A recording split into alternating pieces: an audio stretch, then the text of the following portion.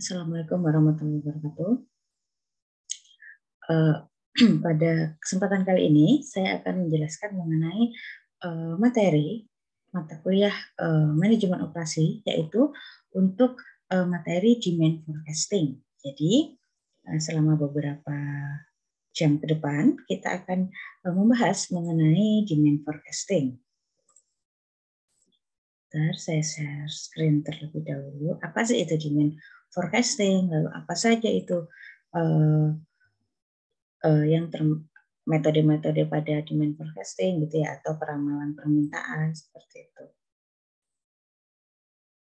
Nah, di sini demand forecasting yaitu dia masuk di dalam PPIC. Nah, di sini planning and inventory control seperti itu. Lalu apa sih di sini untuk pertanyaan pembukanya, apa peran dari industri manufaktur itu di dalam kehidupan kita sehari-hari? Tentunya banyak sekali semua peralatan, alat-alat yang kita gunakan itu dibuat itu oleh industri manufaktur seperti itu, atau manufacturing industry. Nah, lalu itu apa sih tingkat kompetitif gitu ya antar industri manufaktur, nah seperti itu. Nah, di sini ada tujuan dari kompetitif dari industri manufaktur itu ada doing things right. Nah, di situ memberikan pada saat kita melakukan sesuatu dengan benar, maka kita akan mendapatkan kualitas yang baik seperti itu. Lalu melakukan sesuatu dengan cepat. Nah, kita juga akan mendapatkan timbal balik feedback itu dengan cepat juga seperti itu. Lalu kita melakukan proses on share on time, maka pasti apapun yang dilakukan secara on time maka akan menghasilkan sesuatu yang baik. Lalu mengganti proses, maksudnya proses itu dilakukan secara fleksibel atau bisa menyesuaikan. Lalu juga berhubungan dengan uang. Tentunya semakin kita kita mengusahakan bahwa suatu proses itu tidak membutuhkan dana yang sangat besar sehingga nantinya akan bisa berdampak pada kerugian seperti itu. Nah, jadi di sini untuk jenis dari order atau jenis dari produk itu ada yang order winners, ada order qualifiers, ada less important factors. Nah, lalu kalau order winners ini yaitu significant contribute atau berkontribusi berkontribusi langsung seperti itu terhadap proses bisnis itu.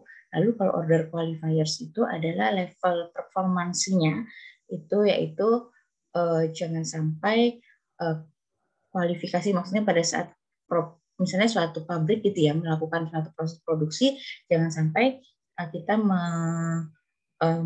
meninggalkan atau tidak memperhatikan dari kualifikasinya, dari performansi dari si produk tersebut atau prosesnya tersebut seperti itu. Lalu ada product positioning strategi. Nah, di sini apa sih? Di sini ada beberapa jenis, ada make to stock atau ada make to order seperti itu. Apa sih perbedaannya? Nah, jadi kalau make ini adalah product positioning strategi suatu perusahaan dalam mengelola produknya.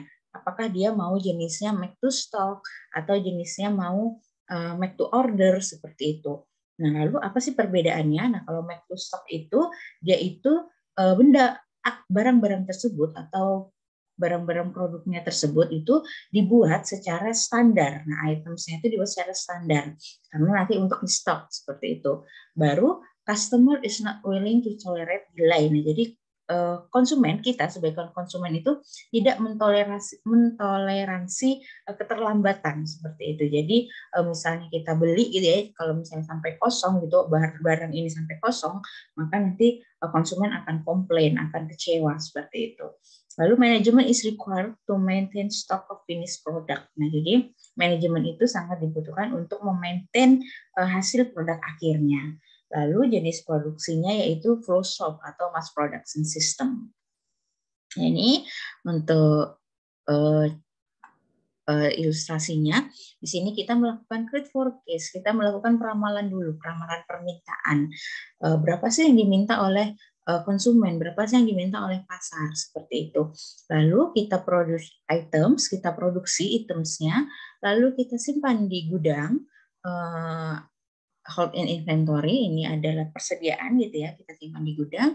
Lalu kita receive order, kita mendapatkan order gitu, misalnya kita pabrik gitu ya, kita nanti dapat dari supplier gitu, meminta order gitu, lalu kita ship to customer, lalu mengirimkan ke konsumen, seperti itu.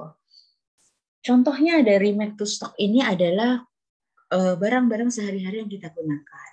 Contohnya ada televisi, ada mesin cuci seperti itu, terus ada pakaian gitu ya, baik itu baju, celana, jilbab seperti itu. Baru ada package product, baru makanan, minuman yang sehari kita gunakan gitu, baik itu makanan misalnya, baik itu makanan instan ataupun ini yang lebih, tapi ini cenderung makanan yang dikemas gitu, yang package food, yang makanan kemasan, yang misalnya kayak mie gitu ya, mie instan atau mungkin ice cream dan sebagainya, seperti itu. Lalu essential issue in satisfying customer is to balance the level of inventory against the level of customer service. Jadi biasanya kalau make to stock ini, pabrikan itu pasti harus memiliki inventory. Jadi jangan sampai misalnya tadi ya, package food tadi, mie instan itu kan dimakan oleh semua orang gitu ya. Jadi jangan sampai mie instan ini tuh stoknya tuh habis. Nah, jadi pasti di pabrik itu harus punya stok. Jadi jangan sampai dia kehabisan di supermarket atau di penjual gitu, sehingga nanti konsumennya itu menunggu atau kecewa, seperti itu. Lalu ada make to order. Nah, di sini produce specialty good. Nah, jadi kita pabriknya ini memproduksi produk-produk yang spesial atau produk-produk tertentu gitu yang diminta saja. In many situations, the design of the item is part of what is purchased. The final product is usually combined of standard components and other component custom designed from the customer. The manufacturer often purchase materials after the order is placed. The customer must be willing to tolerate a long lead time. Jadi kalau tadi make to stock itu konsumennya tidak mentoleransi keterlambatan, tapi kalau make to order dia konsumen ini bisa mentoleransi karena kita meminta produk itu sesuai permintaan kita. Contoh laptop nih, laptop itu kalau misalnya laptop Asus gitu yang standar, dia di make to stock, dia akan di stok gitu. Tapi kalau misalnya kita beli laptop misalnya di Dell, itu Dell ini menyediakan itu custom. Jadi kita bisa memilih yang RAM-nya sekian, yang modelnya sekian, warnanya sekian, seperti itu. Nah, jadi ini dia sama-sama laptop, tapi dia bisa di make to stock, bisa juga di make to order. Jadi kalau di misalnya kayak Dell tadi, dia akan merakit gitu sesuai dengan permintaan si konsumen, dan dia akan membeli item-itemnya itu setelah konsumen ini meminta gitu ya. Oh, oke, saya mau yang RAM 8 misalnya. Oke, dia baru membeli yang menyediakan yang RAM 8 seperti itu. Jadi dia lead time-nya atau waktu tunggunya itu akan lebih panjang daripada yang make to stock. Nah, ada juga make or engineering to order atau MTO. Nah, di sini start production when customer orders. Nah, ini lebih di atasnya dari make to order tadi.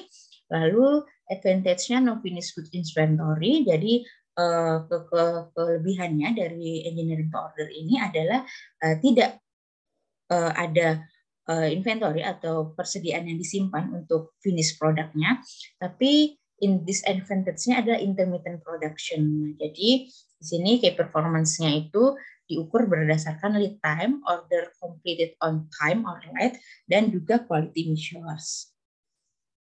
Contoh dari MTO product example, nah di sini adalah custom built home or office building. Jadi biasanya kita mau bangun rumah atau bangun kantor gitu ya, kan sesuai dengan permintaan desain kita gitu, atau tailor made suite. Nah, di sini sama-sama baju, tapi ada baju yang langsung ada di toko. Nah, di sini ada make stock, tapi ada juga baju yang desainer, kita minta sesuai ukuran kita yang pas, sesuai warnanya yang kita mau. Nah, seperti itu dinamakan make to order. Contohnya, nah juga ada proses positioning strategi.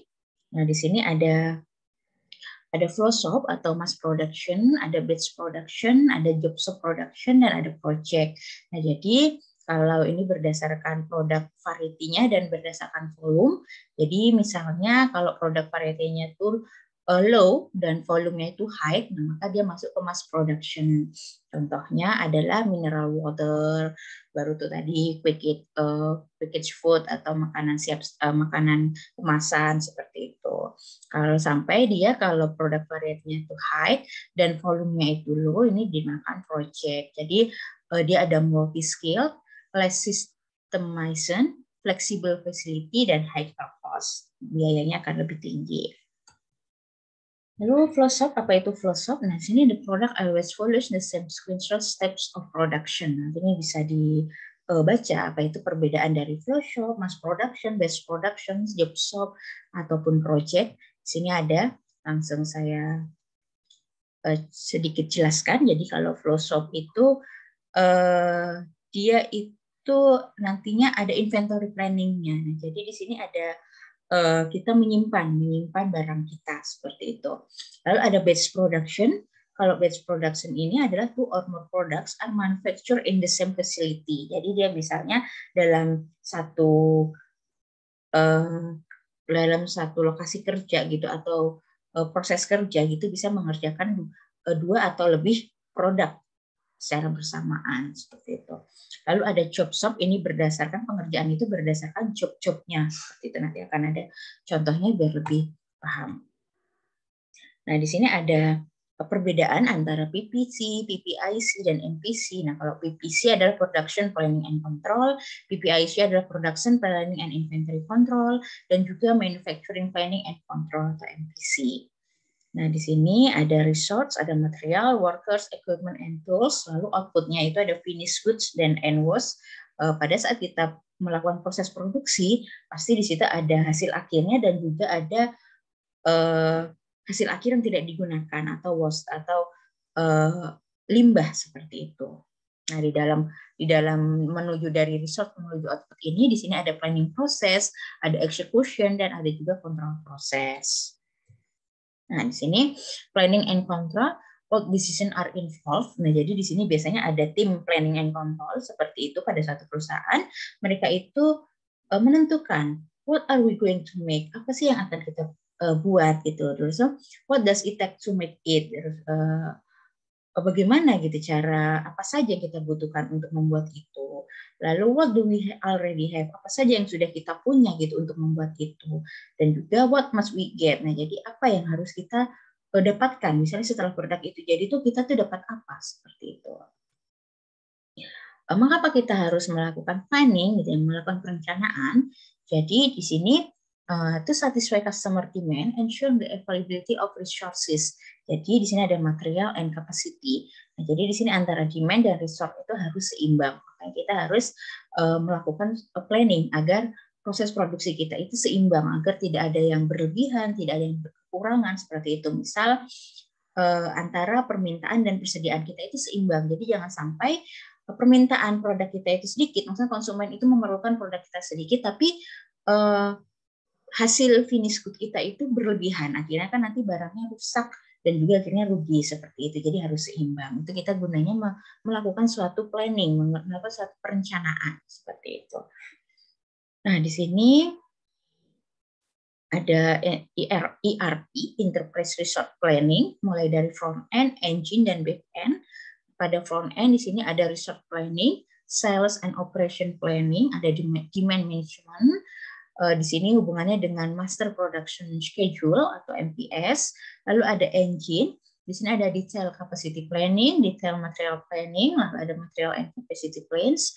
Lalu ada back end yaitu shop floor system dan supplier system. PPC function, apa sih kegunaan dari PPC? Yaitu di sini kita melakukan perencanaan produksi, melakukan perencanaan persediaan kita. Jadi persediaan itu juga harus direncanakan. Misalnya gini, di gudang itu sebaiknya kita memiliki berapa persediaan nih, gitu kan? Jangan sampai persediaan itu tadi melewati dari permintaan konsumen, kan nanti akan mubazir seperti itu. Lalu ada planning capacity, kapasitasnya itu berapa gitu ya. Jadi misalnya seharusnya pada bulan ini kita memproduksi 100, Dan misalnya 50-nya kita langsung berikan ke konsumen, 50-nya kita simpan di gudang. Jadi seperti itu. Jangan sampai kita berlebihan dalam membuat kapasitas gitu, baik itu kapasitas yang diberikan ke konsumen ataupun yang akan kita simpan di gudang. Lalu kita melakukan authorization of production and procurement. Ini yaitu melakukan pembelian seperti itu, pembelian baik itu bahan baku, alat pendukung seperti itu. Lalu selanjutnya control of production, inventories and capacities. Kita mengontrol tadi setelah kita merencanakan, kita kontrol apakah dia kurang atau pas atau berlebihan seperti itu. Lalu juga storage and movement of materials. Jadi kita juga melihat gitu pergerakan dari materialnya. Ini bisa dibaca. Lalu kita masuk ke demand forecasting. Untuk pertanyaannya, nih, you are working in a manufacturing company that produce spare part. What would be the basis for determining? Jadi apa sih yang kita tuh kerja di perusahaan gitu ya? Kita kerja di perusahaan pembuatan spare part. Lalu kita di sini diminta untuk menentukan nih production capacity, number of production workers that you hire, production quantity, jadi kapasitas produksinya itu bagaimana, baru berapa sih jumlah tenaga kerja yang akan saya hire atau akan saya terima gitu untuk melakukan pekerjaan ini gitu. Lalu itu kuantitas dari produksinya itu seperti apa? Itu adalah tugas dari seorang manajer operasi. Lalu di sini kita melakukan demand forecast dulu, kita melakukan peramalan permintaan. Nah, jadi dari peramalan permintaan itu nanti kan akhirnya kita akan tahu nih berapa sih pekerja yang harus kita kerjakan. Jangan sampai kita kekurangan pekerja ataupun kita kelebihan pekerjaan seperti itu. Kita lakukan demand forecast dulu, permintaan contoh tadi misalnya mie instan seperti itu atau spare part deh. Misalnya spare part gitu ya. Konsumen itu membutuhkan setiap bulannya 100 spare part. Oh, berarti kita setidaknya pada bulan ini, misalnya pada bulan Februari itu konsumen akan membutuhkan 100 spare part. Berarti pada bulan Januari setidaknya kita akan membuat 120 spare part.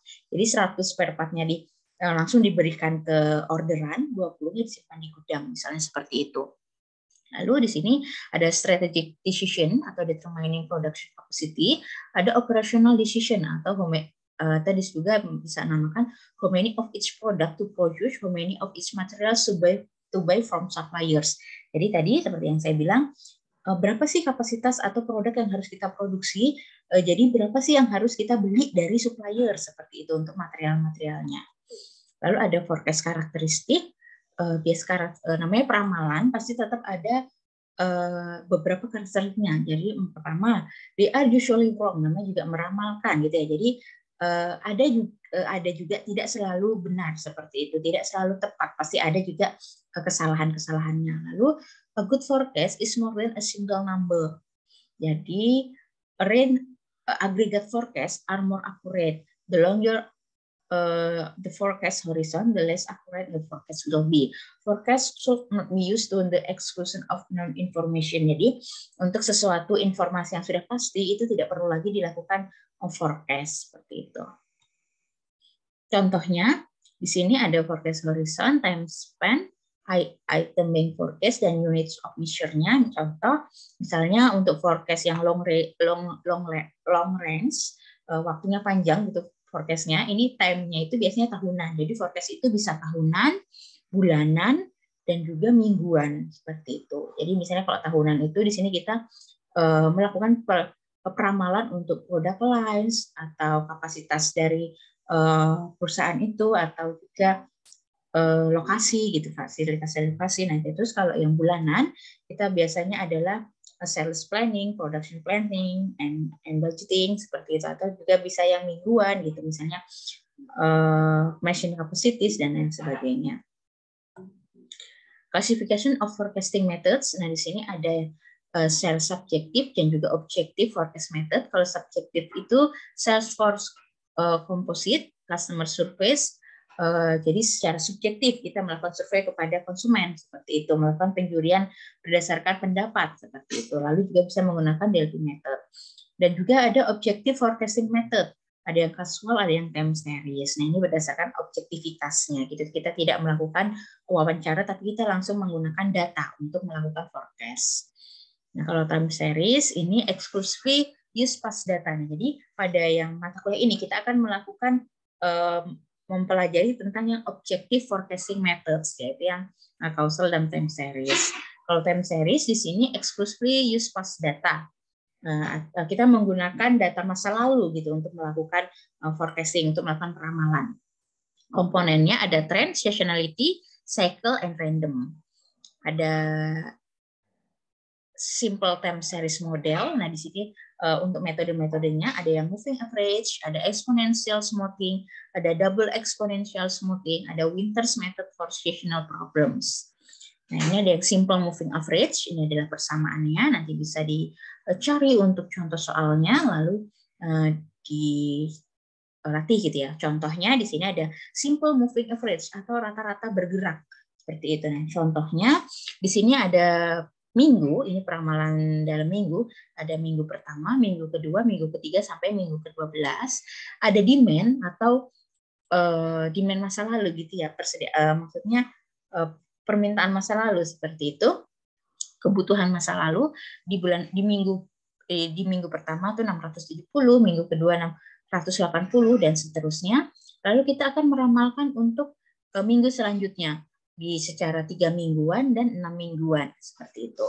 Nah, jadi kalau yang 3 mingguan ini langsung saja dirata-ratakan. Rata-rata dari minggu pertama, minggu kedua, dan minggu ketiga. Berarti 670 ditambah 680 ditambah 720 dibagi 3. Hasilnya adalah di sini 690. Lalu di minggu kelima, di sini 721 didapatkan dari 3 minggu sebelumnya, yaitu mulai dari minggu kedua sampai minggu keempat. Minggu keenam dari 3 minggu sebelumnya lagi. Dari minggu, jadi dia moving average, jadi dia bergerak ya. Peramalan bergerak seperti itu. Begitu juga kalau yang 6 minggu, dari 6 minggu sebelumnya seperti itu. Ada weighted moving average, dan ini persamaannya. Nanti bisa dicoba. Ada exponential smoothing, ada similarities between MA and ES. Nah, ini adalah similarities kesamaannya antara moving average and exponential smoothing. Lalu di sini ada yang dinamakan, ini adalah sampelnya, nanti bisa coba dihitung gitu ya, hitung dapat di sini dengan menggunakan alfa 0,2 dan 0,6, di mana berarti tingkat kepercayaannya, tingkat errornya itu 0,2 dan 0,6. Di sini ada single exponential smoothing, ini nilai errornya. Di sini ada MAD, MSE, dan MAP, ini adalah derajat error seperti itu. Ini adalah plot between actual and forecast. Nah, jadi di sini aktualnya itu yang warna biru, demand gitu ya pada waktu ke T, lalu ada forecast dengan menggunakan 0,2 alfa dan alfa 0,6. Di sini bisa dilihat yang mendekati sesuai forecast itu dengan alfa 0,6 atau tingkat kepercayaannya itu sekitar 90% seperti itu. Ini ada Holtz method atau double exponential smoothing. Ada persamaan-persamaannya, nanti bisa dicoba untuk dilakukan perhitungan mandiri. Lalu di sini ada Winters method, yaitu exponential smoothing with trend and seasonality. Sini apabila kita memiliki data yang mengandung pola trend maupun seasonality, kita menggunakan model ini. Jadi ini model untuk pada saat data kita itu polanya tren ataupun seasonality seperti itu. Prinsipnya data dikomposisi menjadi 3 bagian, yaitu data dasar, komponen tren, indeks musiman. Masing-masing kemudian dilakukan perencanaan forecast tersendiri dengan exponential smoothing, kemudian digabung kembali. Jadi di sini adalah penggabungan dari beberapa metode seperti itu kan. Jika demand kita atau data masa lalu kita itu beragam seperti itu. Lalu ada forecast error. Di sini kita melihat errornya dari forecast kita, tentunya namanya peramalan itu tidak jauh dari kata salah seperti itu, tapi kesalahannya itu harus yang di dalam tingkat logika seperti itu maksudnya secara kasarnya. Jadi di sini ada untuk menghitung forecast error. Nanti insya Allah saya buatkan untuk tutorial bagaimana sih cara menghitung tadi ya dengan contoh masing-masing dari metodenya. Ada mean forecast error atau MFE atau bias. Di sini juga dihitung biasnya. Seperti itu. Ini adalah qualitative forecast application. Bisa dibaca. Demikian untuk penjelasan materi demand forecasting. Untuk penjelasan studi kasusnya nanti akan diberikan di video penjelasan selanjutnya. Terima kasih atas perhatiannya. Jangan lupa untuk mencari referensi lainnya dan mencoba untuk menghitung menggunakan persamaan-persamaan yang telah diberikan. Terima kasih. Assalamualaikum warahmatullahi wabarakatuh.